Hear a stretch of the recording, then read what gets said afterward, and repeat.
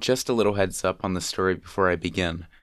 This occurs between volumes 1 and 2 and is related to Beatrice. My voice might not sound perfect on this one. I'm doing this while it's recovering from being sick, so expect it to sound a little off. Thank you. Librarian Beatrice's Log. Restart. Chapter 1. With a soft thump, she gently closed the book she had been reading. Shutting the thick, skillfully bound book that rested on her knees, the girl let out a sigh that seemed incongruous with her childlike appearance, one that somehow carried the weight of years. The girl sat atop an aged step-ladder, constructed of wood. Wrapped in an elegant dress, with her pale, cream-colored hair in curls, she was a person with doll-like beauty. The girl's name was Beatrice. She was the librarian of the silence-filled library, known as the Forbidden Library, and a magic user of rare quality who had passed many a year here. No matter how many times I read it, the Guillotine of Beatrice never loses its charm. Just a masterpiece, you know? Whispering in satisfaction, Beatrice's fingers traced the title of the book on her knees. Countless shelves and innumerable books collected on them. Story after story acclaimed as masterpieces, specialized treatises from the past that were now difficult to acquire, or even forbidden books that no one knew the history of. The wisdom that existed in the Forbidden Library in the form of books was limitlessly vast. In a sea of books that one couldn't finish reading in a lifetime, it was no surprise that there were stories that Beatrice was fond of, and read over and over. The book she'd just finished reading, too, was one such story. What sort of book shall I read next, I suppose? The calm that fell over the Forbidden Library was, to Beatrice, who was both a librarian and a reader, the best possible environment. Through Beatrice's spell, known as door crossing, the Forbidden Library was entirely isolated from the outside world. Not only were light and darkness shut out, but even bothersome interpersonal relations could not be brought into this place. The only thing that made a sound in the room was herself, and there were countless books to read. Truly a utopia that a book lover would drool over. However, of course, after a tragedy, something that would ease the heart would be Beatrice-sama. Losing oneself in another tragedy while still carrying this feeling of melancholy would be Beatrice-sama. Losing oneself in another tragedy while still carrying this feeling of melancholy would be Beatrice-sama, where are you? It might be amusing to read the same story again, once from the start. Beatrice-sama? Beatrice-sama? Ah, could you be any more noisy, annoying, and clamorous, you know? Popping down off the stepladder, she ran toward the door of the library, with the book still clasped under her arm. When she placed her hand on the knob and opened the door, for just a moment, a distortion formed in the space between the Forbidden Library and the outside world it was connecting to. Breaking through that thin, film-like sensation, Beatrice flew out into the mansion's hallway. At the end of the hallway, facing the other direction, was a blue-haired girl. Beatrice glared at her back. You've been going on with this noisy bustle for a while now, I suppose. Exactly what business do you have with Betty this late at night, you know? My apologies, Beatrice-sama, but thank goodness, you are still awake then. As the girl turned toward her, Beatrice still held the book to her chest as she frowned. In the direction of Beatrice's pouting gaze, a girl wearing a servant's uniform approached. She was the younger of the servant sisters who were responsible both for the mansion and its inhabitants, the more capable one. Her name was Rem, wasn't it? When Rem stood before Beatrice, she politely bowed her head to one who outwardly looked far younger than herself, and said, As it happens, Beatrice-sama, Roswell is calling for you. It seems that there's a matter he simply must have your assistance with. For him to be leaving it to a servant to summon me, he must be thinking quite highly of himself, I suppose. He seems to have forgotten that there is no hierarchical relationship between himself and Betty. As Beatrice showed the poor mood she was in after having her reading time disturbed, Rem held her silence, offering her opinion and incurring the displeasure of either Beatrice or Roswell would be troublesome. Seeing Rem tighten her cheeks and the corners of her eyes in an effort to remain expressionless, Beatrice sighed. Even though she exceeded her older sister in capacity, there was a part of her that was behind in mentality. It also felt to her like the older sister was simply far above average in that respect, but none of that mattered to Beatrice. Ah, hurry up and show Betty the way, before she changes her mind, I suppose. Yes, thank you. Rem will guide you. When she agreed to compromise, Rem gave off an air of relief as she bowed her head again. The girl wasn't very good at concealing what she was feeling. As it was, it seemed unlikely she'd be able to hide her thoughts from anyone who wasn't truly lacking in perception. There wouldn't be that many people who were so unobservant, though. While Beatrice was harboring that impression, a voice unexpectedly reached the back of her mind. It wasn't a voice that maintained a distinct form, but due to it being a voice with power, its intentions were conveyed clearly. I've received instructions from Bubby. It seems you should prepare hot water, a clean washcloth, and a single guest room, I suppose. A guest room? That's right. It seems the Hatwick girl is bringing someone back with her, I suppose. With an air that suggested someone was bringing something bothersome for her, Beatrice let out a gloomy sigh. While following the maid, who was thinking over her instructions, Beatrice adjusted her grip on the book she was carrying. Good grief. This is honestly so much trouble.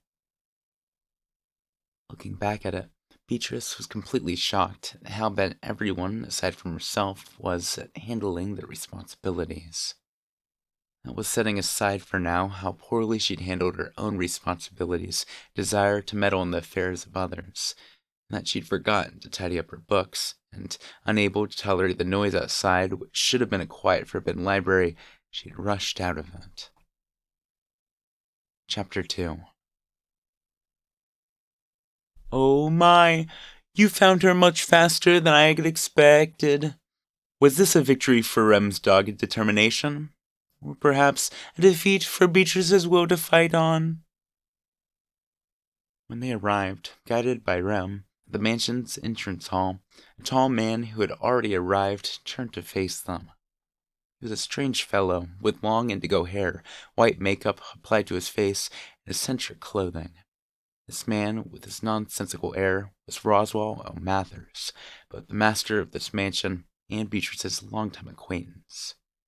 As he gazed down at her cheerfully, Beatrice narrowed her eyes and snorted softly.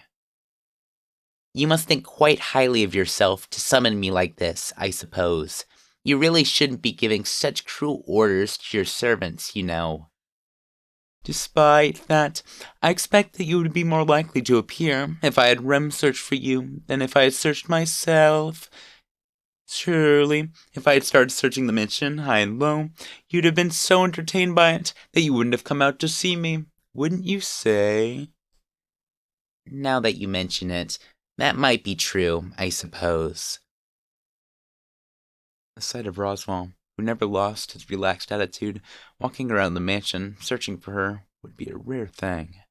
Since it was Rem, she took pity on her and showed her face, but she couldn't deny the possibility that if it had been Roswell, she'd have taken some time to enjoy it. You see, isn't it just like I said? Having you stand there looking like you'd seen through everything isn't much fun. So is it still not time for the errand you called Betty for? The errand itself should be called momentarily. Rem. After his pretentious reply, Roswell called to Rem, who was standing at his side. The girl lightly lifted up her own blue hair and placed a hand on her well-shaped ear. Yes, The senses Nice-sama is sharing are getting closer. It seems that they should be reaching the gate soon. Would it be all right for him to go and greet them?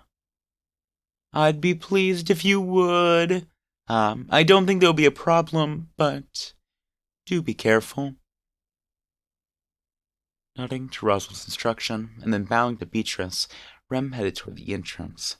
When she opened the large doors and went outside, a cool evening breeze blew into the manor, and one could catch a glimpse of the mansion's front grounds and front gate on the other side of the door. Near the iron gate, the dragon carriage raised a cloud of dust as it arrived. In the carriage's driver's seat, a girl identical to Rem, her elder twin sister, could be seen. The older of the sisters has returned as well. I'd like to see Bubby soon, you know. With the return of her own family, Beatrice's expression had softened. The best outcome here would be for this to be simply rejoicing together at meeting again.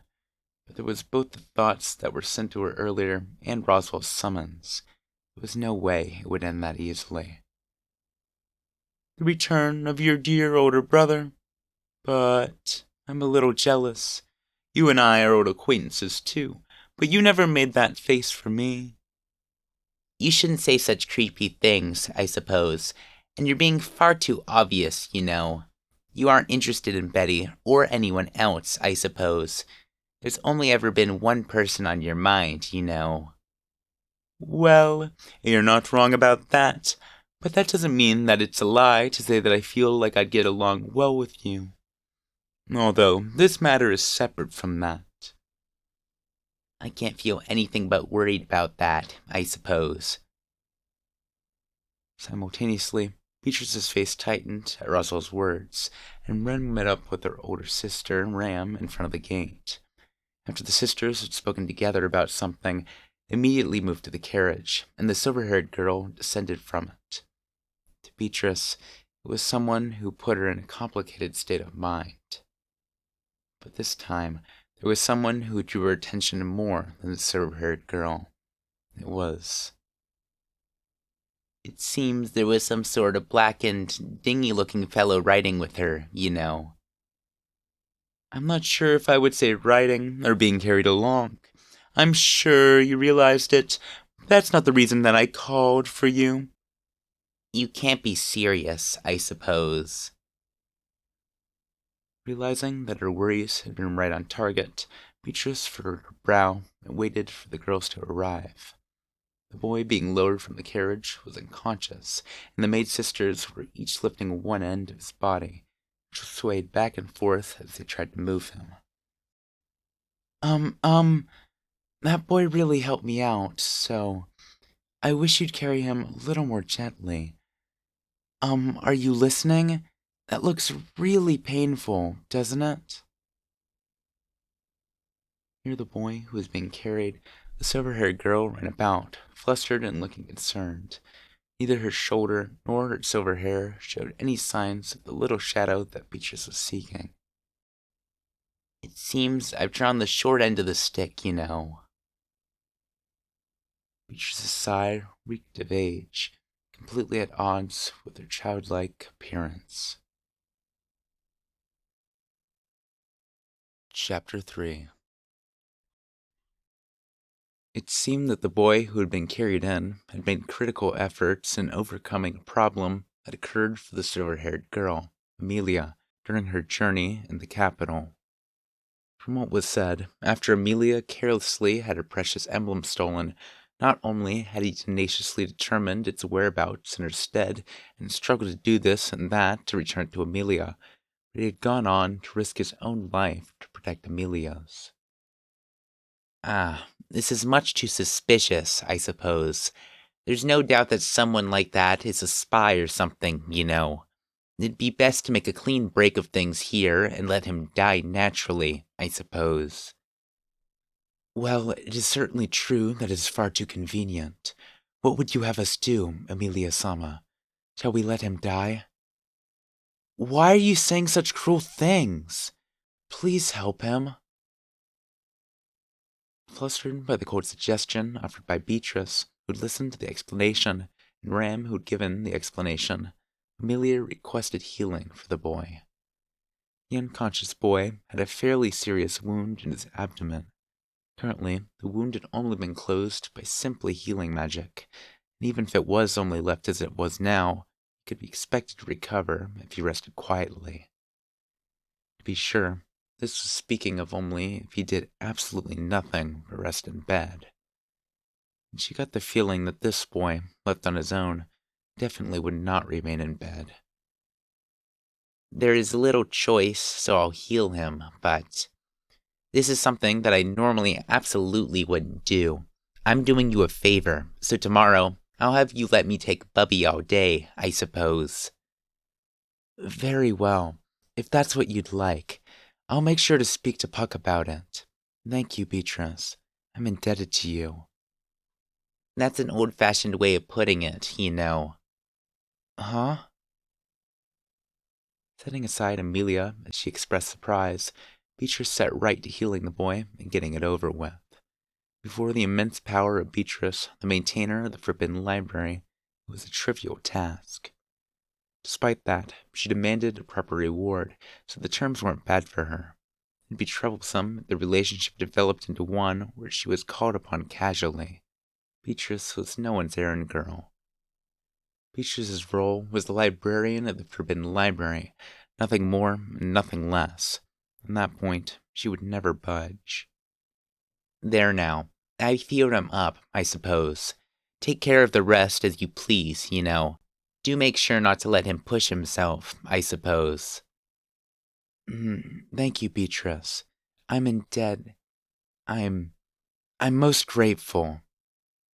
That's old-fashioned talk too, you know. As Amelia smiled openly, Beatrice pointed out the expression she'd used and turned her back. Such a straightforward gaze was difficult for her to deal with. Beatrice lacked the will to tell Amelia that directly. Chapter 4.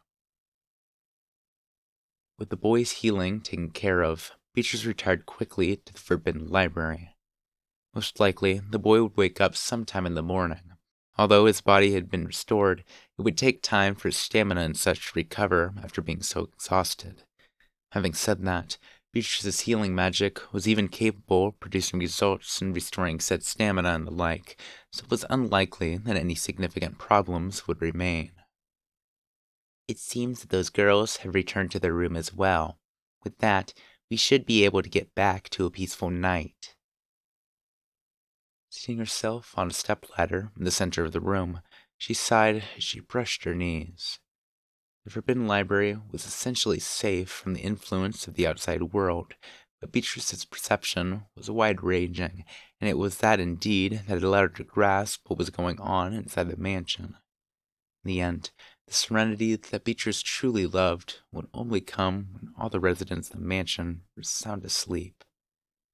However, there had been a few too many fusses tonight. Somehow, she couldn't even work up the urge to reread the book she was carrying. It was such a nice night, and look what's become of it, you know. Bubby is out of mana and resting, and I can't see him until morning. What a day, I suppose. If it was going to turn out like this, why did Betty... Just as the day was reluctantly drawing to a close, Beatrice hummed softly to herself at the tail end of it. Just as was stated earlier, Beatrice knew what was going on inside the mansion like the back of her hand. Something was nagging at her perception. It was that injured boy's room. He's woken up, I suppose. Paying special attention to his situation, just in case of sudden changes, yielded results. Sensing the boy get up off his bed and move around, Beatrice pursed her lips. It was quick, was her first thought. Of course, her healing had been perfect. She was confident that she'd restored the boy completely, without so much as a scar. She was confident, but he had gotten used to the healing magic oddly quickly. For this to be possible, either there was something peculiar about the nature of his body, or he had good compatibility with Beatrice's magic. Ew. What a revolting thing to imagine, you know. Repulsed by what she thought of by herself, Beatrice felt like she was nauseous in her chest. In the same moment, a plot sprouted in her heart to use this boy to clear up the nausea. Now that it's decided, I'll just play with him a little bit, I suppose. While still seated on the stepladder, Beatrice fully mobilized the power of her own shadow magic. She remade the space of one floor of the mansion, a corner of it that included the guest room that the boy was in. Originating from the guest room he was in, she connected the space of the end of the hallway to the other end, forming an endless corridor. An illusion made it impossible to see where the corridors met, and she chose a perpetual darkness from the outside of the windows, with no sign of light. With this, she had completed the trap. With no way to tell which way to go, and no way out, the boy would be psychologically cornered. On top of that, any door except the correct door, the door to the first room, will have a special gimmick, you know. Your body will forget about gravity, your consciousness and awareness of reality will be exactly opposite, and there will even be upside-down rooms, I suppose. It felt like she might have gone a bit overboard with her control and alteration of her territory, but she was satisfied with the result. Incidentally, this prank used many different shadow magic spells that had been lost to time, and some researchers into magic would faint if they saw it misused this way, but Beatrice wasn't concerned about that. Now, do a grand dance in the palm of Betty's hand, you know. This, that, and all of it was solely for the purpose of seeing the boy running about frantically, snot dribbling from his nose. She was simply letting off steam after being unable to meet with her brother. So although he had saved someone's life, he could at least entertain her for a little. Or perhaps the possibility that the first door is the goal, as it tends to be. The forbidden library's door opened with a click, and a foolish face peered inside. It's not judgment, an instant choice, an immediate breakthrough. Feeling a sense of wasted effort that wasn't suitable compensation for the amount of work she'd expended, Beatrice put on her sourest face. What a profoundly aggravating man you are, I suppose. And so, for the first time, she tasted a sensation that would repeat time and time again in the days to come. It was the beginning of the end of the quiet days she spent in the Forbidden Library.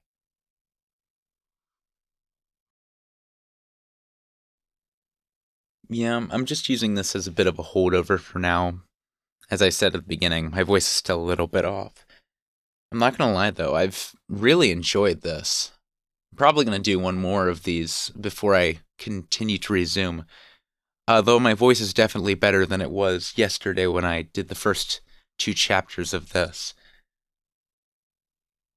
I honestly want to check out more of these just in between stuff. Maybe I'll read the one, uh, the prequel next. I'll have to see. Thanks for suffering with me right now. I'm feeling a bit better, and I'm hoping this gets better the next week. I'm thinking by next week I should be fine to keep uh, on the normal schedule, to keep recording normally. Might have some longer ones. I'll have to see. Next video for that probably will finish up chapter 1, though. That's what it was looking like before all this. Thank you for listening, if you still are. Subscribe if you like it. Tell a friend if you think they'd like it. You get more people here. Got a few.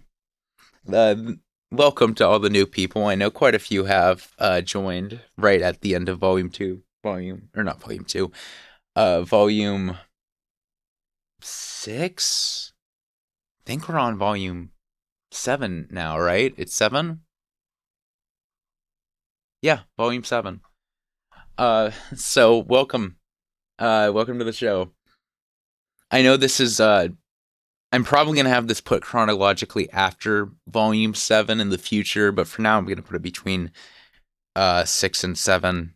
It has like a little bit of foreshadowing in it, but it's really not spoilery. But I do feel like I should probably not leave it between books 1 and 2. I'll have to see on that.